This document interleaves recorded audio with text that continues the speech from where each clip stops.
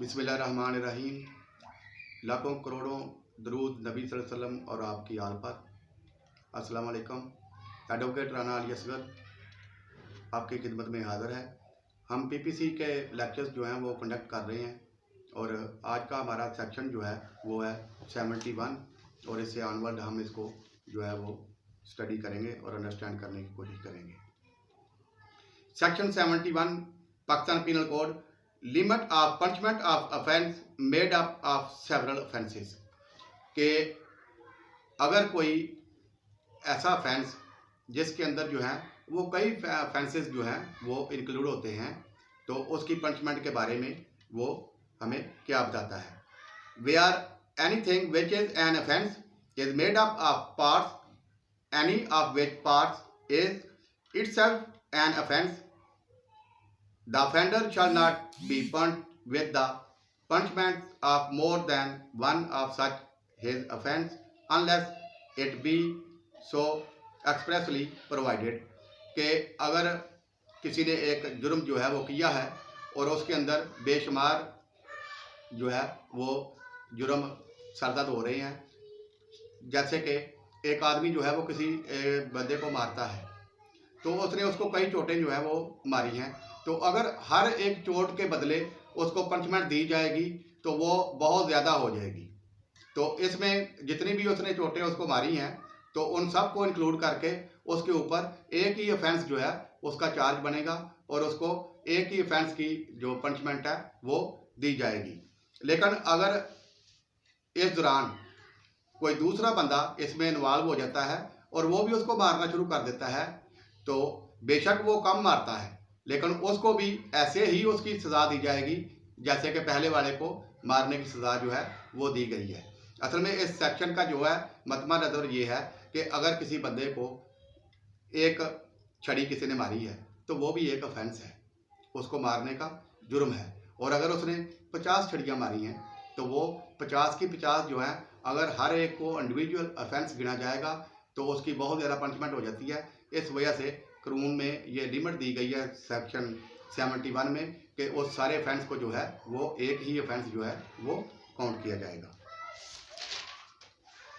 Next है section 72 punishment of person guilty of one of several offences the judgment stating that it is doubtful of which. के जो बंदा एक offence में बहुत सारे ऑफेंस जो हैं वो हुए हैं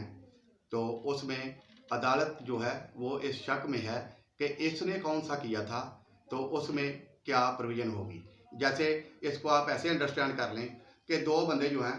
वो एक आदमी को मार रहे थे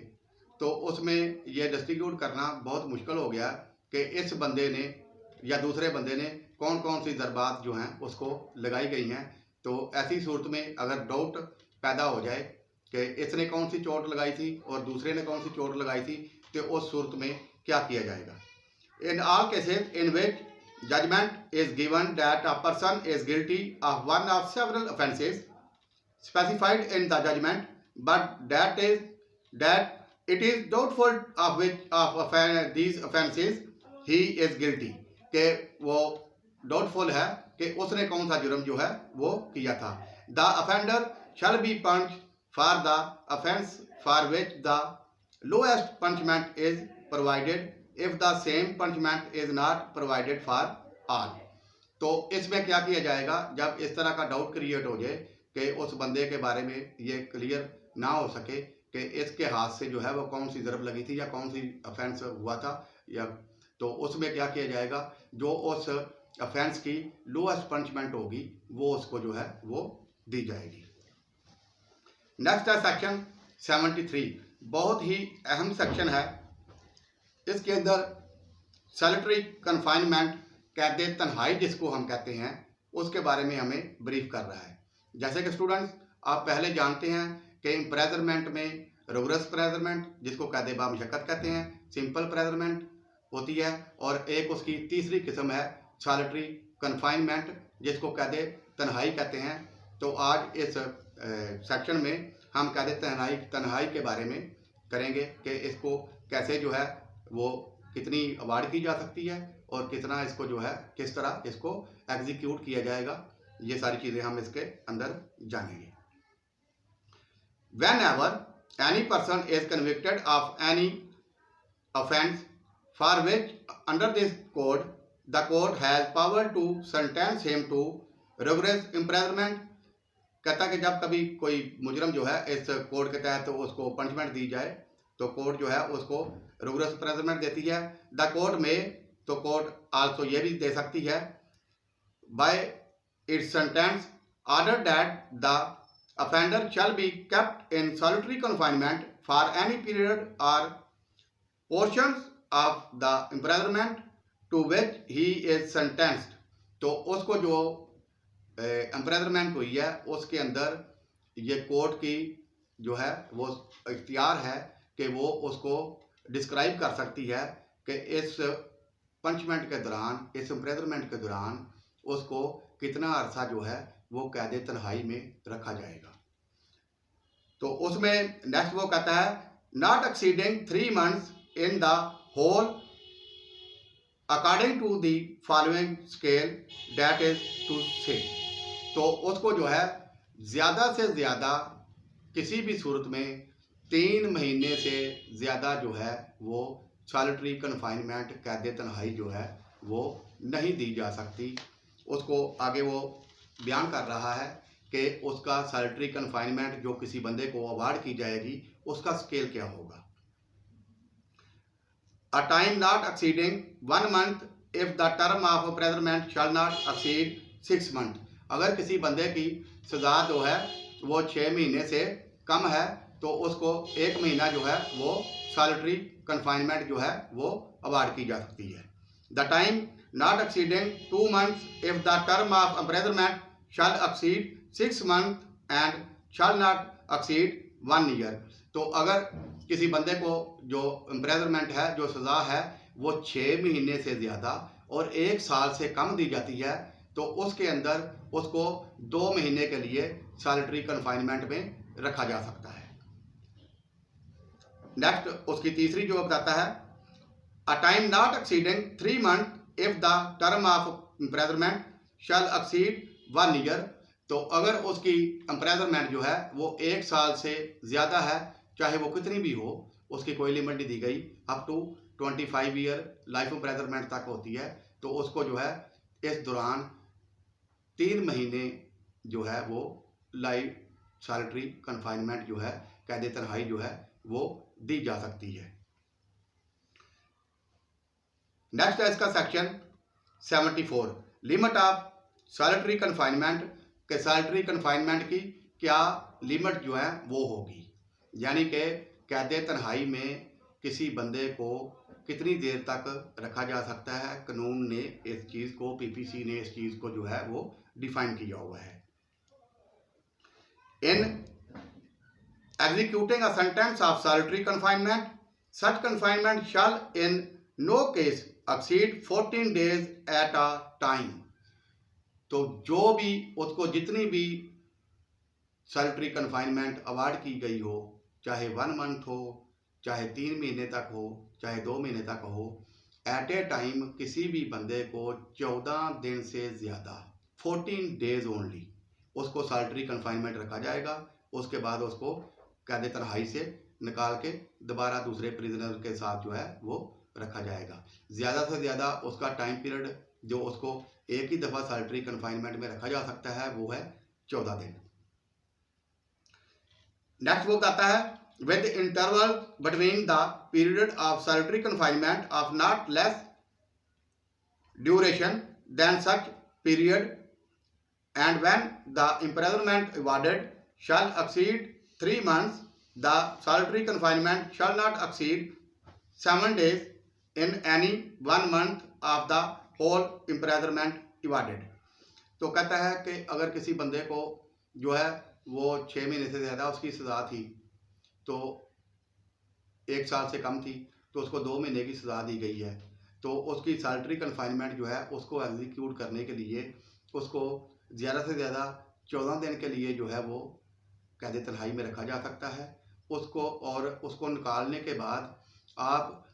14 दिन से कम अरसे के दरमियान उसको दोबारा सॉलिटरी कन्फाइनमेंट में नहीं डाल सकते। यानी कि एक आदमी अगर 14 दिन की सॉलिटरी कन्फाइनमेंट से रिलीज़ किया गया है तो उसको दोबारा सॉलिटरी कन्फाइनमेंट जो उसकी एग्जीक्यूट करनी है उसके दरमियान जो पीरियड है वो कम से कम 14 दिन का जो है वो होना चाहिए। और नेक्स्ट कहता है कि अगर किसी बंदे को 3 महीने जो है वो सॉलिटरी कन्फाइनमेंट अवार्ड की गई है और उसकी जो पनिशमेंट है उसको आप कैसे जो है वो एग्जीक्यूट कर सकते हैं। जैसे 1 साल से ज़्यादा की किसी बंदे की पनिशमेंट है और उसको साथ जो है वो 3 महीने की सॉलिटरी कन्फाइनमेंट दी गई है कैद तन्हाई, तो उसको हर महीने में आप 7 दिन जो है वो सॉलिटरी कन्फाइनमेंट में रख सकते हैं, इससे ज़्यादा नहीं। तो इस तरह 7-7 दिन करके उसकी 3 महीने की आप कैद तन्हाई जो है वो पूरी करेंगे। नेक्स्ट है इसका section 75, enhancement punishment for certain offenders under chapter 12 or chapter 17 after previous conviction के वो ऑफेंडर वो मुजरम जिनको जो है ऑलरेडी पहले एक दफ़ा चैप्टर 12 के अंदर जो जराइम हैं उनकी पादश में या जो चैप्टर 17 के अंदर जराइम हैं उनकी पादश में अगर उसको एक दफ़ा जो है वो कन्विक्ट हो चुका है, सज़ा जो है उसको दी जा चुकी है और वो दोबारा ये सेम ऑफेंस जो है वो सज़ा काटने के बाद, जेल से बाहर निकलने के बाद वो दोबारा उस जो है ऑफेंस का मुर्तकब होता है, तो उसके लिए कोर्ट ने जो है पीपीसी ने क्या प्रोविज़न जो है वो कोर्ट को दी गई है, इसके अंदर वो ये डिफाइन कर रहा है। इसका सब सेक्शन ए है, by a court in Pakistan of an offence punishable under chapter 12 और chapter 17 of this code the imprisonment of either description for a term of 3 years और अपवर्ड। तो जो भी बंदा चैप्टर 12 या चैप्टर 17 के तहत जो ऑफेंसेस आते हैं उनमें कन्विक्ट हो चुका है, जिसकी सज़ा जो है वो 3 साल या उससे ज़्यादा थी, तो वो दोबारा अगर वही जुर्म जो है वो सरजद करता है तो उसकी सज़ा जो है वो बढ़ाई जा सकती है। अगर उस जुर्म की सज़ा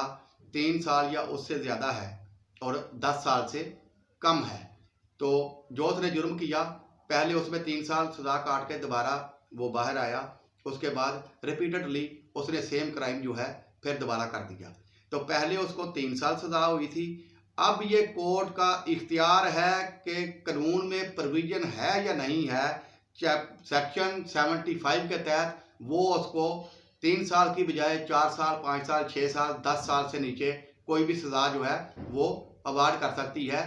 ड्यू टू रिपीटेडली उसके इस क्राइम को करने की वजह से। लेकिन वो क्राइम जो चैप्टर 12 और चैप्टर 17 के अंदर आते हैं जिनकी पनिशमेंट जो है 10 साल से ज़्यादा है या लाइफ इम्प्रिजनमेंट है, उनके अंदर कोर्ट का ये इख्तियार नहीं है। अगर एक बंदा लाइफ इम्प्रिजनमेंट या 10 साल 10 साल से ज़्यादा का अरसा जो है वो जेल में गुजारने के बाद बाहर जाता है और वो दोबारा वही जुर्म जो है सरजद करता है, तो उसको जो है उसकी सज़ा जो है वो बढ़ाई नहीं जाएगी, उसको एज इट इज़ जिस तरह कानून में प्रोविज़न है उस ऑफेंस के अगेंस्ट उसको जो है वो पनिशमेंट जो है वो दी जाएगी। अगर वो 10 साल से ऊपर है उसकी सज़ा या लाइफ इम्प्रिजनमेंट है। ये एक्चुअली इस सेक्शन के अंदर जो प्रोविज़न दी गई है उसको वो इस तरह डिस्क्राइब कर रहा है कि वो ऑफेंसेस जिनकी पनिशमेंट 3 साल से ज़्यादा और 10 साल से कम होती है, उनके अंदर अगर कोई बंदा दोबारा गिल्टी होता है, दोबारा वो